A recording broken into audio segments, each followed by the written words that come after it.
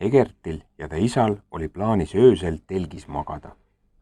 Isa pani nende uhi uut punast telki üles ja Egert jooksis tuppa magamiskotti tooma. Kui Egert õue tagasi jõudis, istus isa maas ja oli näost tulipunane. Isa, mis sinuga juhtus? Küsis Egert. Nende pisike koer Pops jooksis tema kõrvale ja klähvis. Au, au. Telgi püstitamine on päris raske töö, puhises isa. Teeks õige lõkke üles, siis ma räägin sulle ühe õudusloo. Egertile meeldisid õuduslood ja ta palus alati isal neid rääkida. Teeme siis kiiresti, hüüdis Egert. Kõigepealt korjasid isa ja Egert aiast oksi. Egert pani telgis kõik mõnusasti valmis, samal ajal kui isa lõket tegi. Peagi istusid nad võbeleva ja praksuva tule ees. Mina küpsetan vorste ja sina võid vahukomme küpsetada.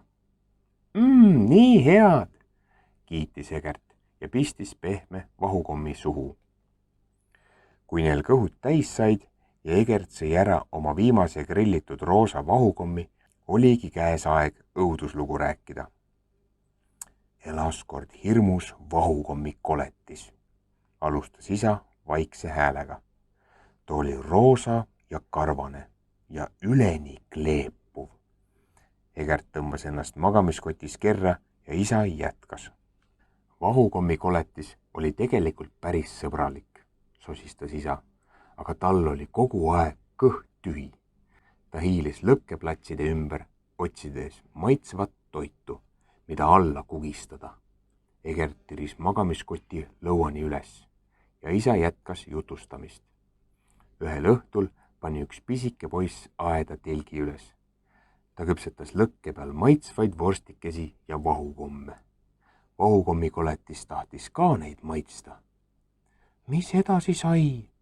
Küsis Egert, aga järsku, enne kui isa loo lõpetada jõudis, kostis väljast veider heli. Praks-kraps. Mis hääl see oli? Sosistas Egert. See on kindlasti vahukommi koletis, täpselt nagu selles loos. Egert kujutas ette, kuidas koletis nende poole tatsab, kleepuv kere vappumas.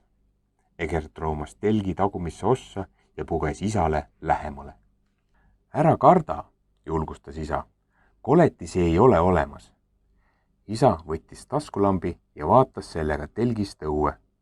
Egert piilus magamiskotist välja, kui isa järsku naerma hakkas. Mida sa seal näed? Uuris Egert ärevalt. Kas vahukommi koletis läks ära? Ainuke koletis on meie Pops, ütles isa naerdes. Ta mugis meist ülejäänud vorste. Egert ohkas kergendatult. Küll sa alles ehmatasid meid, Pops, ütles Egert koerale, kes end tema kõrvale kerra tõmbas. Mul on nii hea meel, et see ei ole vahukommi koletis. Ma arvan, et tänaseks aitab õuduslugudest, ütles isa.